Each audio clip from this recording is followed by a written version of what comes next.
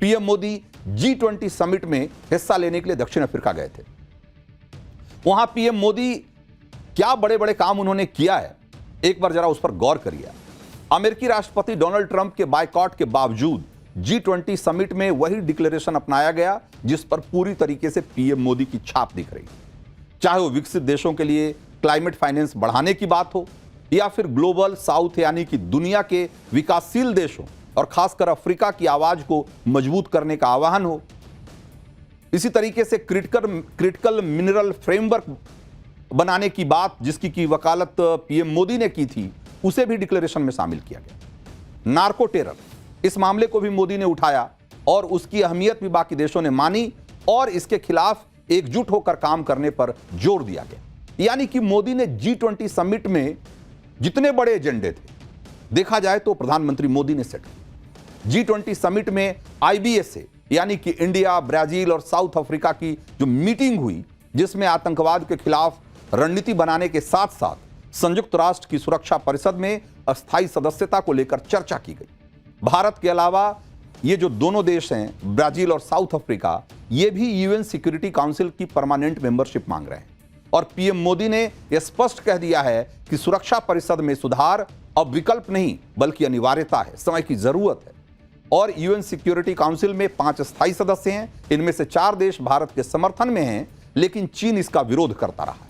इसके अलावा G20 के इतर पीएम मोदी ने कनाडा के साथ साथ बहुत सारे देशों के साथ इस बात पे चर्चा की कि भारत के साथ रिश्ते कैसे बेहतर किए जाएं और कनाडा के साथ भी भारत के रिश्ते को पटरी पर लाने का पूरा काम जोर शोर से चल रहा है।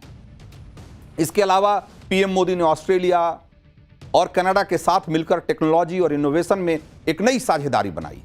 तो देखा जाए तो ये जो पीएम मोदी का G20 का समिट का दौरा था, वो बहुत ही सक्सेसफुल रहा है। जब पीएम मोदी G20 की बैठक के लिए जा रहे थे तो कांग्रेस से कहकर पीएम मोदी को घेर रही थी कि पीएम मोदी ट्रंप से बचते हुए जा रहे हैं। लेकिन G20 में कूटनीतिक कामयाबी के झंडे गाड़कर पीएम मोदी ने विपक्ष को एक करारा जवाब दिया है। और G20 से लौटते ही पीएम मोदी अपने काम में जुट गए। पीएम मोदी आज सुबह करीब 7 बजे साउथ अफ्रीका से लौटे, एक तरीके से 10 घंटे की यात्रा करके, और लौटते ही वो करीब 10 बजे के आसपास chief justice of India justice Suryakant की शपथ समारोह में शामिल होने चले। शपथ समारोह राष्ट्रपति भवन में था, लेकिन इस समारोह में नेता विपक्ष राहुल गांधी नजर नहीं आए। इस पर बीजेपी ने राहुल गांधी को घेर लिया और कि इतने अहम मौके पर नेता विपक्ष गायब हैं और किसी को नहीं पता कि वो कहां हैं। और ये कोई पहला मौका नहीं है जब राहुल गांधी ऐसे बड़े मौके पे नदारद दिखे। बहुत सारे ऐसे दूसरे मौके हैं जब लोकतंत्र के लिए बहुत जरूरी होता है कि ऐसे मौकों पे, जैसे कि भाई चीफ जस्टिस का जो शपथ ग्रहण समारोह है वो किसी पार्टी का तो समारोह है नहीं। ये वैसे मौके हैं जब देश के सारे राजनीतिज्ञों को एक साथ आकर एक मैसेज देने की कोशिश करना चाहिए कि भाई हायर जुडिशियरी में सबका समान विश्वास और भरोसा है। ये लोकतंत्र को मजबूत करने वाली बात होती है। लेकिन वो राहुल गांधी जो हमेशा संविधान की प्रतियां उठाकर और पॉलिटिकल पार्टियों में के रैलियों में जाया करते हैं, वो जब ऐसा मौका आता है ये बताने का, ये साबित करने का, ये दिखाने का कि लोकतंत्र में उनका भरोसा है और देश का लोकतंत्र मजबूत करने में यकीन रखते हैं, तो हर बार चूक जाते हैं। और कई मौकों पर उनकी गैर मौजूदगी ये बताती है कि वो कहने को जो कह लें, लेकिन देश के लोकतंत्र को मजबूत करने में उनका जो योगदान होना चाहिए वो नहीं है। प्रधानमंत्री नरेंद्र मोदी जब से साउथ अफ्रीका में G20 के सम्मेलन से लौट कर आए हैं, तब से पाकिस्तान के होश उड़े हुए, क्योंकि पाकिस्तान को लग रहा है कि G20 से आते ही पीएम मोदी ने कोई बड़ा प्लान बना लिया है। पाकिस्तान तो अब तक इसी बात से डरा रहता था कि दिल्ली ब्लास्ट की जांच में जैसे जैसे उसका नाम सामने आ रहा है, वैसे ही कहीं अचानक पीएम मोदी ऑपरेशन सिंदूर पार्ट 2 न शुरू कर दें। लेकिन पिछले 2 दिन में कुछ ऐसा हुआ है जैसे पीएम मोदी के दिमाग में पाकिस्तान को लेकर कुछ और ही प्लानिंग चल रही है। जो नए बयान आ रहे हैं उससे तो ऐसा लग रहा है जैसे पीएम मोदी ने पीओके कैप्चर करने से भी कुछ बड़ा प्लान किया हुआ है। ऐसा लग रहा है कि पीएम मोदी ने वो प्लान बना दिया है जिसके बाद पाकिस्तान फिर कभी अपनी जीत का फर्जी दावा, फर्जी जश्न मनाने लायक भी नहीं बचेगा। क्योंकि अभी तो पाकिस्तान अपने एयरबेस तबाह होने के बाद से भारत से युद्ध में फर्जी जीत का दावा करता रहा है और दावे के आधार पर मुनीर प्रमोशन लेता रहा है, लेकिन ऐसा लग रहा है कि पीएम मोदी पाकिस्तान को ऐसा सबक सिखाने वाले हैं कि पाकिस्तान झूठ बोलने लायक भी अब नहीं बचेगा। पीएम मोदी पाकिस्तान के खिलाफ कौन सा बड़ा एक्शन प्लान कर रहे हैं? भारतीय सेना और रक्षा मंत्री राजनाथ सिंह ने ऐसा क्या कह दिया कि पाकिस्तान गुजारिश करने लगा? क्यों पाकिस्तान हिंदुत्व माइंडसेट की बात करने लगा? यह सब मैं आपको बताऊंगा। इसके अलावा आपको यह भी बताऊंगा कि पहली बार सेना प्रमुख ने ऐसा क्या कर दिया कि पाकिस्तान और परेशान हो जाएगा। पाकिस्तान में वो कौन है जो मुनीर के कमांडो को बम से उड़ा रहा है, यह सब भी बताऊंगा। लेकिन पहले पाकिस्तान को दहशत में डालने वाली खबर की जरा एक झलक देखिए।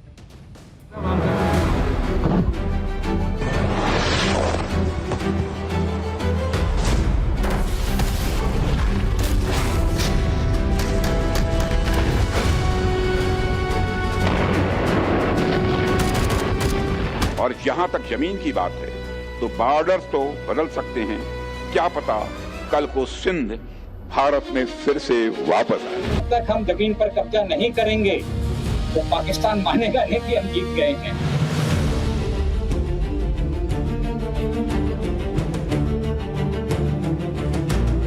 Op Sindoor was an apt example towards that synergy.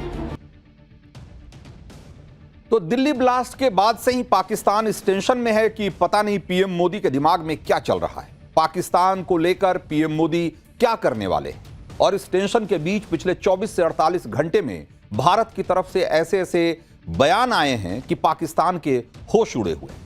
रक्षा मंत्री राजनाथ सिंह ने कह दिया कि पाकिस्तान के साथ बॉर्डर तो कभी भी बदल सकता है। सेना ने कह दिया कि पाकिस्तान की जमीन कब्जा कर लेंगे तभी वो मानेगा कि भारत जीता है। और उधर आज पहली बार ऐसा हुआ है कि सेना प्रमुख जनरल उपेंद्र द्विवेदी को नेवल कमिश्निंग सेरेमनी में इनवाइट किया गया है।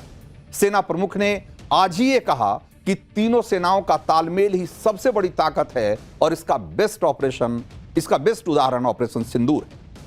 रक्षा मंत्री से लेकर सेना तक पाकिस्तान को बैक टू बैक चेतावनी मिल गई। ये कोई रूटीन चेतावनी या कोई सामान्य बयान नहीं है। आपको बताऊंगा कि रक्षा मंत्री और सेना के बयान के क्या मायने हैं, लेकिन पहले आप रक्षा मंत्री राजनाथ सिंह का वो बयान सुनिए जिस पर पाकिस्तान भयंकर तिलमिलाया हुआ है। आज सिंध की भूमि, मेरे बहनों भाइयों, यह भारत का हिस्सा भले ही न हो, लेकिन सभ्यतागत रूप से सिंध हमेशा भारत का हिस्सा रहेगा। और जहां तक जमीन की बात है तो बॉर्डर्स तो बदल सकते हैं, क्या पता कल को सिंध भारत में फिर से वापस आ जाए। तो रक्षा मंत्री राजनाथ सिंह ने बयान उस कार्यक्रम में दिया जिसे सिंधी समुदाय ने आयोजित किया था। इस कार्यक्रम में राजनाथ सिंह ने लाल कृष्ण आडवाणी की किताब की का भी जिक्र किया और कहा कि आडवाणी जी यही मानते हैं कि सिंध के बिना भारत अधूरा है। इसी संदर्भ में देखें तो रक्षा मंत्री राजनाथ सिंह का बयान कोई सामान्य बयान नहीं है, क्योंकि इस बयान के मायने और टाइमिंग को आप समझिए जरा। पहली बात, रक्षा मंत्री राजनाथ सिंह ने बयान ऐसे वक्त में दिया है जब पाकिस्तान को पहले से ही यह डर है कि दिल्ली ब्लास्ट को लेकर पीएम मोदी ऑपरेशन सिंदूर पार्ट 2 न शुरू कर दें। और दूसरी बात, कहीं रक्षा मंत्री राजनाथ सिंह का बयान पाकिस्तान को लेकर मोदी सरकार की नीति का एक्सटेंशन तो नहीं है, क्योंकि अभी तक सरकार कई बार कह चुकी है कि पीओके लेकर ही रहेंगे।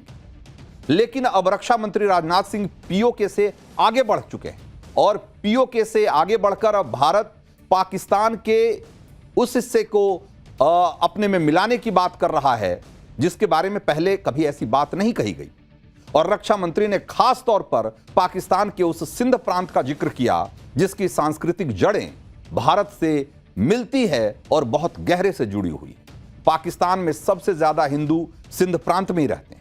यानी राजनाथ सिंह का बयान सिर्फ पाकिस्तान को डराने के लिए नहीं है, बल्कि एक तरह का पुराना संकल्प है जिसमें उस हिस्से का फिर से भारत मिलने का संकल्प शामिल है जिसका सांस्कृतिक जुड़ाव भारत से बहुत गहरे से है। इधर रक्षा मंत्री राजनाथ सिंह ने सिंध का जिक्र किया और उधर पाकिस्तान को डबल करंट देते हुए सेना ने यह भी कह दिया कि अगली बार जंग में पाकिस्तान की जमीन कैप्चर कर लेंगे तभी वो मानेगा कि भारत की जीत हुई है।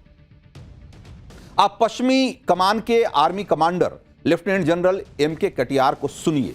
वो जब पाकिस्तान की जमीन कैप्चर करने की बात कर रहे थे तो उनके चेहरे पर एक अलग तरह की मुस्कान थी और इस मुस्कान ने पाकिस्तान को और भी ज्यादा परेशान कर दिया है। सुनिए जरा। साइबर से लेकर के केमिकल, न्यूक्लियर, बायोलॉजिकल सभी तरह की लड़ाई की हमारी तैयारी है। आप ये मान के चलिए कि हमें विश्वास है कि अगली लड़ाई सिर्फ एक डोमेन में नहीं होगी, मल्टी डोमेन ऑपरेशंस होंगे।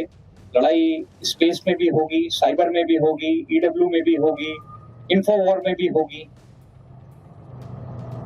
पर जीत जो है वो जमीन पर ही हासिल होगी। तो ये सारे डोमेन में जो भी हम काम कर रहे हैं वो किसी तरीके से जो हमारी अल्टीमेट जीत है, वो चाहे 71 की जीत हो, चाहे 65 की जीत हो, तो जब तक हम जमीन पर कब्जा नहीं करेंगे तो पाकिस्तान मानेगा नहीं कि हम जीत गए हैं। तो डोमेन सारी जरूरी हैं, हम सारी डोमेन में लड़ाई की तैयारी कर रहे हैं। तो रक्षा मंत्री कह रहे हैं कि पाकिस्तान का नक्शा बदल सकते हैं, सेना कह रही है कि पाकिस्तान की जमीन कैप्चर कर लेंगे और ऐसे बयान सुन सुनकर ही पाकिस्तान का दिल बैठा जा रहा होगा, क्योंकि पाकिस्तान को पता है कि नरेंद्र मोदी पाकिस्तान को टुकड़े करने का काम कभी भी कर सकते हैं। इसीलिए रक्षा मंत्री राजनाथ सिंह के बयान पर पाकिस्तान बुरी तरह से तिलमिलाया हुआ है। पाकिस्तान ने राजनाथ सिंह के बयान को संप्रभुता का उल्लंघन बताया है। पाकिस्तान ने कहा कि ऐसे बयान विस्तारवादी हिंदुत्व सोच को उजागर करते हैं। पाकिस्तान ने कहा कि वो गुजारिश करता है कि ऐसे बयानबाजी से बचा जाए। इसके साथ ही पाकिस्तान कश्मीर की बात करने लगा है, भारतीय मुसलमानों की बात करने लगा है, नॉर्थ ईस्ट में हिंसा की बात करने लगा है। यानी रक्षा मंत्री के बयान से पाकिस्तान में एक तरीके से आग लग गई है। इस पाकिस्तान इसलिए भी तिलमिलाया हुआ है क्योंकि जैसे बलूचिस्तान में आजादी की मांग उठती रहती है, वैसे ही मांग अब सिंध प्रांत में भी होनी शुरू हो गई है और यहां के लोगों में भी यही भावना है कि पाकिस्तान के हुक्मरान सिंध की अनदेखी करते हैं। सिंध के लोगों को उतनी भागीदारी नहीं मिलती जितने कि वो हकदार हैं। जबकि आबादी और आधार के आकार के हिसाब से अगर देखें तो सिंध बहुत बड़ा प्रांत है। वहां के कई ग्रुप पे चाहते हैं कि सिंध को पाकिस्तान से अलग एक सिंधु देश के तौर पर मान्यता मिले। पाकिस्तान के भीतर सिंध के क्या मायने हैं, जरा इसको समझिए। तो पाकिस्तान की जीडीपी का 32% हिस्सा सिंध से आता है और प्रांतों में सिंध की जो इकोनॉमी है वो पाकिस्तान में दूसरे नंबर पर है और सिंध के कराची से बहुत ज्यादा इकोनॉमिक एक्टिविटी होती है। सिंध जमीन के मामले में तीसरा और आबादी के मामले में दूसरा सबसे बड़ा प्रांत है।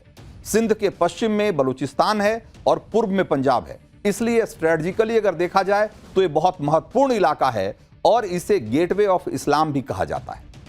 तो बंटवारे के दौरान सिंध पाकिस्तान में चला गया था क्योंकि वहां मुस्लिम आबादी ज्यादा थी। वहां जो हिंदू थे उनमें से काफी संख्या में हिंदू सिंधी भारत आ गए थे और जो बाकी रह गए वो भी बहुत सुरक्षित नहीं हैं। उनकी आबादी लगातार कम होती चली गई है और अब जब भारत ने सिंध पर एक बहुत बड़ा बयान दे दिया है तो पाकिस्तान को डर है कि कहीं सिंध में भी बगावत की चिंगारी और न भड़क जाए। पाकिस्तान को अब तक पीओके का ही खतरा लगता रहता था कि कहीं भारत पीओके पर कब्जा न कर ले, लेकिन अब सिंध को लेकर भी पाकिस्तान को इसी तरह का डर सताने लगा है। जिस सिंध प्रांत पर आज पाकिस्तान का कब्जा है, जहां आज हिंदू सिर्फ 8% हैं, उस सिंध इलाके में कभी हिंदू राजाओं का वर्चस्व हुआ करता था और सिंध का इतिहास उतना ही प्राचीन है जितना सिंधु घाटी की सभ्यता। इस इलाके पर मौर्य और गुप्त साम्राज्य ने राज किया। सिंध पर हुकूमत करने वाले आखिरी हिंदू शासक राजा दाहिर थे। राजा दाहिर 8वीं सदी में सिंध के शासक थे और सिंधु नदी के किनारे के इसी इलाके को सिंध कहा जाता है और सिंध में रहने वाले सिंधी कहे गए और इसी से शब्द आया हिंद और हिंदी और जिससे कि हिंदुस्तान जैसे शब्द बने। सिंध के बारे में बात करते हुए रक्षा मंत्री राजनाथ सिंह ने यह भी कहा कि सिंध प्रदेश राजा दशरथ के राज्य का हिस्सा था। सिंध वह क्षेत्र भी है जहां वेद ज्ञान सबसे पहले आया था। कहा जाता है कि बंटवारे के वक्त 10 लाख से अधिक सिंधी अपने घर, दुकान, जमीन और मंदिर छोड़कर भारत आ गए थे।